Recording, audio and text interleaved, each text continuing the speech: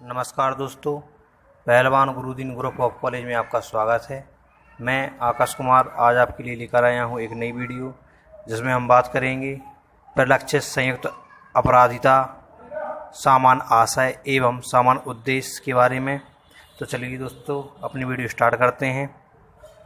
परिलक्षित संयुक्त अपराधिता का सिद्धांत आपराधिक विधि की एक महत्वपूर्ण अवधारणा है। इस सिद्धांत का प्रयोग ऐसे मामलों में किया जाता है जहां अपराध किसी एकल व्यक्ति द्वारा नहीं किया जाकर एकाधिक व्यक्तियों अथवा समूह द्वारा किया जाता है।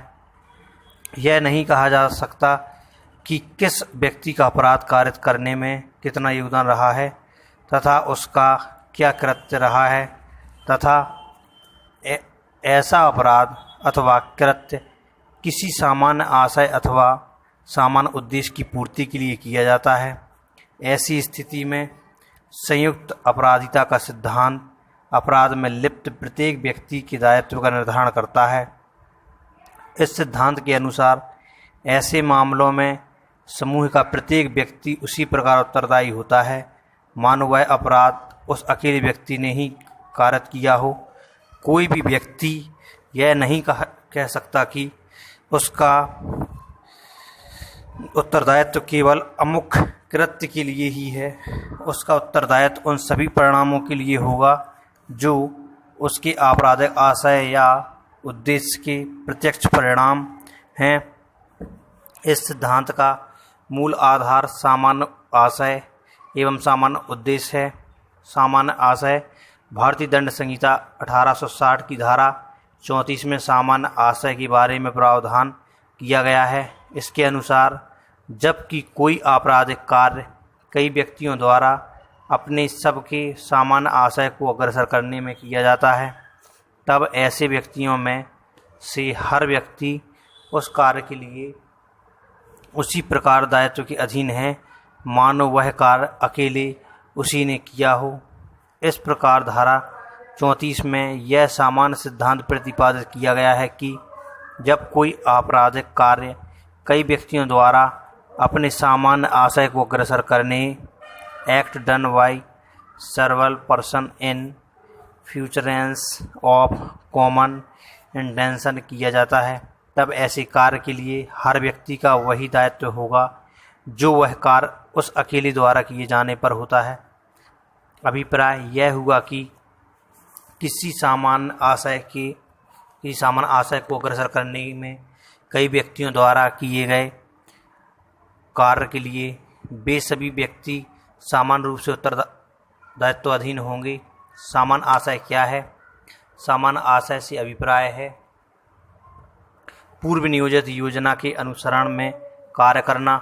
किसी व्यक्ति में सामान्य आशय का उद्भव घटनास्थल पर ही हो सकता है, यद्यपि सामान्य आशय का उद्भव अपराध कारित किए जाने से पूर्व होता है, तथापि उन दोनों के बीच लंबा अंतराल होना आवश्यक नहीं है। सामान्य आशय का सार है दिमागों का पूर्व मिलन, लेकिन यह आवश्यक नहीं है कि सभी अपराधकर्ता सामान्य आशय के साथ सम्मिलित हों। सामान्य आशय को प्रत्यक्ष साक्ष्य द्वारा साबित किया जाना कठिन है।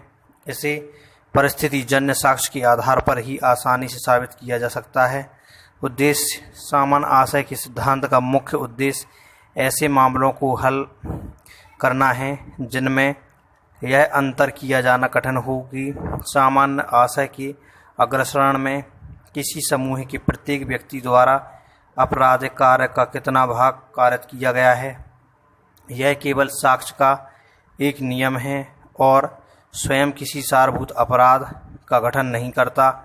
इसका अर्थ है यदि दो या अधिक व्यक्ति संयुक्त रूप से आशय पूर्वक कोई कार्य करते हैं तो यह ऐसा ही है जैसा कि यदि वे व्यक्तिशः करते तो हों। हरवंश कौर बनाम स्टेट ऑफ हरियाणा के मामले में उच्चतम न्यायालय द्वारा यह भी कहा गया है कि धारा 34 संयुक्त दायित्व के सिद्धांत पर अधिनियमित की गई है। यह साक्ष्य का एक नियम मात्र है। यह किसी सारभूत अपराध का सृजन नहीं करती है। सामान्य आशय के तत्व सामान्य आशय के निम्नलिखित आवश्यक तत्व हैं। नंबर 1, दो व्यक्तियों के बीच किसी पूर्व नियोजित योजना के रूप में सामान्य आशय का विद्यमान होना तथा सामान्य आशय के अग्रसरण में कोई व्यक्ति कोई अपराध गठित करने वाले कार्य में व्यक्ति का योगदान रहना। दूसरे शब्दों में यह कहा जा सकता है कि धारा 34 के प्रवर्तन के लिए निम्नलिखित बातों का होना आवश्यक है। नंबर 1, किसी आपराधिक कार्य का किया जाना। नंबर 2, ऐसा कार्य 2 या 2 से अधिक व्यक्तियों द्वारा किया जाना। एवं नंबर 3, ऐसा आपराधिक कार्य किसी सामान्य आशय के अग्रसरण में किया जाना।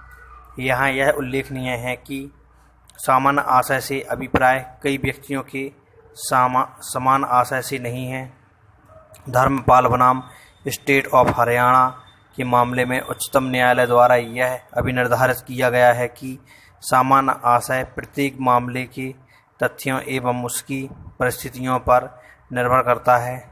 केवल मुख्य अपराधी के साथ रहने मात्र से सामान्य आशय की विद्यमानता नहीं मानी जा सकती। इसलिए इसके लिए 2 बातें आवश्यक हैं। नंबर का पूर्व नियोजित योजना एवं नंबर का आपराधिक कृत्य में योगदान। पी राजामणि कायलाराव बनाम स्टेट ऑफ आंध्र प्रदेश के मामले में उच्चतम न्यायालय द्वारा यह प्रतिपादित किया गया कि धारा 34 में निम्नलिखित आवश्यक है। नंबर 1, 2 व्यक्तियों के बीच किसी आपराधिक कार्य को करने की पूर्व नियोजित योजना होना तथा नंबर 2, उनका ऐसे कार्य को करने में योगदान होना। घनश्याम बनाम स्टेट ऑफ उत्तर प्रदेश के मामले में उच्चतम न्यायालय द्वारा यह कहा गया कि अभियुक्त के साथ घटनास्थल पर उपस्थित रहने मात्र से किसी व्यक्ति को सामान्य आशय के लिए दोषी नहीं ठहराया जा सकता। जहां अचानक कोई घटना घटी हो और उसके लिए अपीलार्थी एक 15 वर्षीय बालक का पिता एवं भाई उत्तरदायी हों, वहां उस 15 वर्षीय बालक अपीलार्थी को मात्र इसलिए अभियुक्त दोषी नहीं माना जा सकता क्योंकि वह उसके साथ होने से सामान्य आशय में योगदान कर रहा था। दज्जिया मूसिया भील बनाम स्टेट ऑफ महाराष्ट्र के मामले में उच्चतम न्यायालय द्वारा यह प्रतिपादित किया गया है कि धारा 34 की प्रयोज्यता के लिए प्रत्येक व्यक्ति का एक दूसरे के आशय में हाथ बटाना आवश्यक है। कुछ अभियुक्तगण द्वारा कारित अपराध में किसी व्यक्ति का भाग लेना मात्र सामान्य आशय के अग्रसरण में कार्य किया जाना नहीं माना जा सकता। सामान्य आशय एवं उसकी जानकारी प्रत्येक व्यक्ति को होना आवश्यक है। आशा और आशानंद बनाम स्टेट ऑफ राजस्थान के मामले में उच्चतम न्यायालय द्वारा यह अभिनिर्धारित किया गया है कि जहां 2 व्यक्ति सामान्य आशय के अग्रसरण में कोई आपराधिक कृत्य करते हैं तो उन्हें धारा 34 के अंतर्गत दोषी ठहराया जा सकेगा। इस मामले में मोटरसाइकिल पर आए 3 व्यक्तियों ने अपकृत्य व्यक्ति को पकड़ा। उनमें से 2 व्यक्तियों ने उस पर तेजा फेंका तथा बाद में तीनों ने उस पर चाकू से वार किया। तेजा फेंकने वाले दोनों अभियुक्त व्यक्तियों के शरीर पर भी जलने के निशान पाए गए। इसमें तीनों अभियुक्त व्यक्तियों को भारतीय दंड संहिता 1860 की धारा 300/34 में 334 के अंतर्गत दोषी सिद्ध किया गया क्योंकि इसमें सामान्य आशय की सभी तत्व विद्यमान पाए गए। स्टेट ऑफ उत्तर प्रदेश बनाम अशोक कुमार के मामले में पति एवं सास ससुर द्वारा नवविवाहिता पत्नी को जलाकर मार दिए जाने को भारतीय दंड संहिता 1860 की धारा 334 के अंतर्गत दंडनीय अपराध माना गया। मांगू खान बनाम स्टेट ऑफ राजस्थान के मामले में उच्चतम न्यायालय द्वारा यह अभिनिर्धारित किया गया है कि सामान्य के लिए यह साबित किया जाना आवश्यक नहीं है कि कौन सी चोट किस अभियुक्त द्वारा कारित की गई है।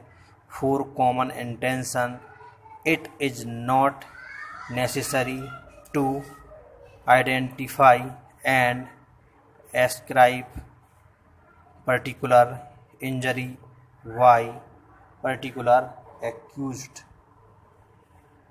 AIR 1997 SC।